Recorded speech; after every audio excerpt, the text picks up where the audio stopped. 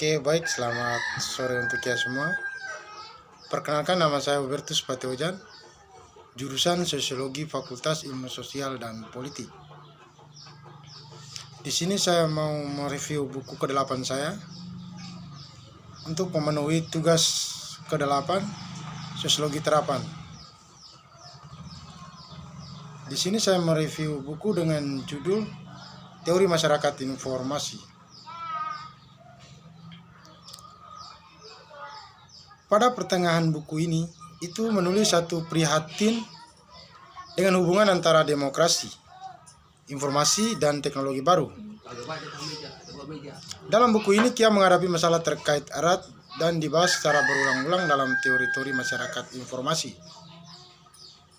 Sedangkan Kia ketahui bahwa pada akar ini, itu menyangkut kebutuhan untuk query pernyataan, namun seperti Shelley, persuasif atau menarik, bahwa terobosan teknologi itu diatur untuk membalikan cara hidup kita dan dididikan. Dalam beberapa tahun terakhir, itu banyak nabi telah muncul untuk menyatakan efek demokratisasi pada media baru. Apakah itu melalui mobilisasi pada semua orang-orang yang pernah diabaikan, sedangkan keterjangkauan interaktivitas pada komunikasi komputer atau prospek untuk desentralisasi dalam pengambilan keputusan. Seperti yang kita ketahui bahwa pada awal 1990-an itu ada beberapa advokasi demokrasi elektronik itu yang membuat klaim untuk memegang plebiscite pada apa saja dengan kenyamanan pada terminal rumah. Namun komentar tentang perluasan demokrasi dan penguatan telah meningkat pesat sejak milenium pada saat yang sama seperti yang telah menjadi lebih diukur dan mainstream. Dalam sebuah hibah penelitian dan jurnal serius, pada sekarang itu tersedia bagi mereka yang mungkin dapat memeriksa konsekuensi pada apa yang untuk partisipasi pada politik yang mungkin ditawarkan oleh bidang atau bagian-bagian pada internet dengan blogging oleh informasi pemerintah itu yang tersedia online atau oleh Twitter. Sedangkan dalam hal ini sangat luar biasa bahwa dalam dasar-dasar argumen itu oleh pemikir masyarakat informasi itu namun banyak mereka dilemparkan kembali, terus kembali. Dulunya revolusi mikroelektronik yang dikatakan itu membawa sebuah informasi.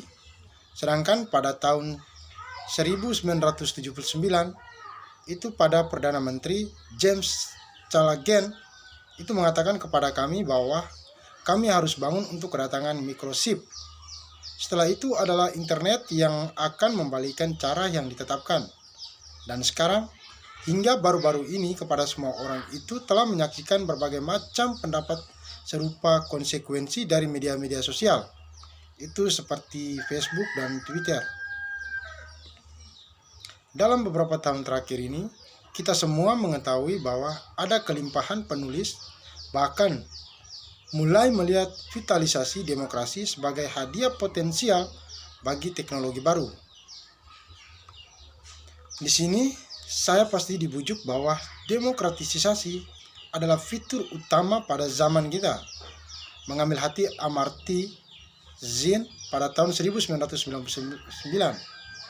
Dalam pengamatan bahwa kultus David itu untuk tidak sesuai dengan keunggulan untuk munculnya demokrasi sebagai bentuk pemerintah itu terkemuka dan diterima. Proses di mana sensibilitas ini dan praktek-prakteknya muncul sangat luar biasa untuk kebaruan sejarah mereka, untuk penerimaan mereka yang hampir universal, serta untuk UNC Enfield pada mereka latihan dalam urusan saat ini. Sedangkan dari Tony Blair as of well, intervensionisme pada liberal dalam urusan sebuah negara-negara lain selama invasi Irak pada tahun 2003 untuk teriakan pembangkang bahwa perang itu harus berjuang. Sedangkan dalam pandangan Ali bahwa tugas ilmu sosial untuk mengidentifikasi dan menjelaskan fitur yang paling konsekuensial tentang bagaimana kita hidup sekarang, semakin baik bahwa kita dapat melihat di mana kita menuju sehingga kita mungkin influensi di mana kita akan pergi. Sedangkan pada beberapa orang dengan cepat itu menyerap pada tugas, terus terang mengakui pada sebuah kebingungan. Untungnya, kebanyakan orang tetap dengan mencoba untuk memahami apa yang terjadi di dunia. Dan dengan demikian mencapailah istilah-istilah seperti kapitalisme, industrialisme, totalitarisme, dan demokrasi. Sebagian besar dari kita akan mendengar kata-kata semacam ini. Maka dari itu, menyuarakan mereka sendiri ketika mencoba untuk memperhitungkan peristiwa dan pergolakan, untuk kejadian sejarah penting, atau bahkan untuk drift umum, itu pada perubahan sosial, ekonomi, dan politik. Seperti yang kita ketahui di sini juga bahwa kita semua mau merasa ingin tahu tentang mata uang informasi yang memicu ide untuk edisi KIS dalam buku ini. Di sini kita ketahui bahwa pada tahun 1990-an itu tampaknya banyak sisi orang menyusun istilah megalanya untuk mengidentifikasi fitur German pada zaman kita. Tapi secara bersamaan pemikir yang sangat berbeda itu dalam interpretasi pada mereka itu tentang apa bentuk informasi dalam mengambil dan mengapa itu adalah pusat saat ini dan bagaimana itu mempengaruhi hubungan sosial, ekonomi, dan politik. Sedangkan pada agenda lain itu muncul yang menyangkut internet karena menjadi tersedia secara luas selama tahun 1990-an. Seperti yang kita ketahui dalam hal tersebut, itu hal ini juga berfokus pada sebuah informasi super highway dan masyarakat cyber yang dibawa sekarang oleh teknologi informasi dan komunikasi.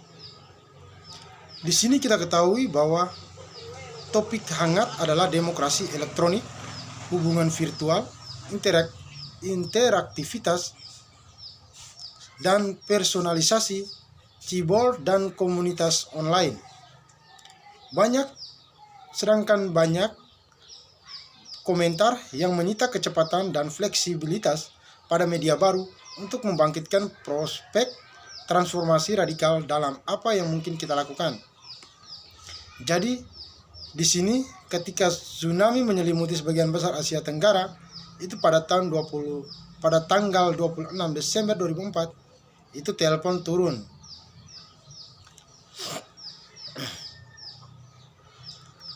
Sedangkan ketika pada tanggal 7 Juli 2005 teroris membom London Underground dan sistem telepon itu sangat ditutup. Namun orang-orang dengan cepat itu berpaling ke sebuah internet untuk berita dan dukungan bersama. Sementara itu, fasilitas fotografi di banyak ponsel mengungsi media tradisional untuk memberikan gambar yang sangat jelas dari kehancuran tersebut.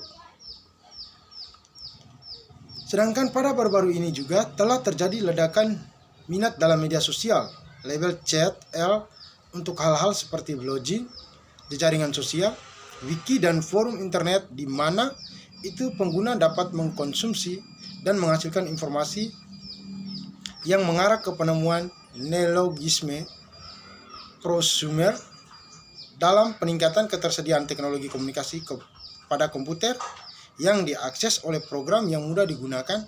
Itu telah menyebabkan nubuatan berani tentang potensi crowdsourcing.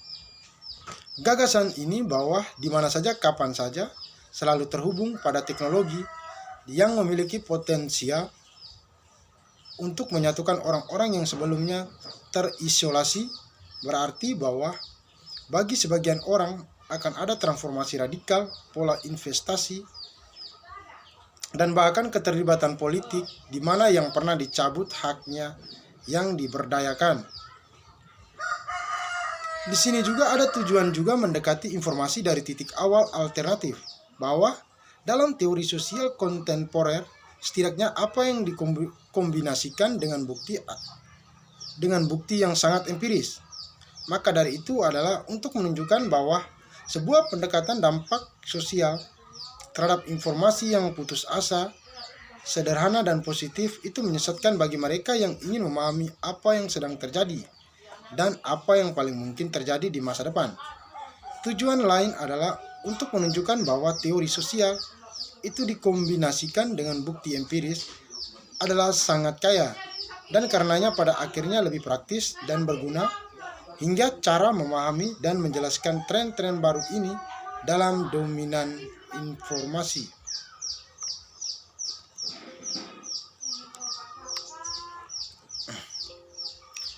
Mungkin penjelasan saya sampai di sini.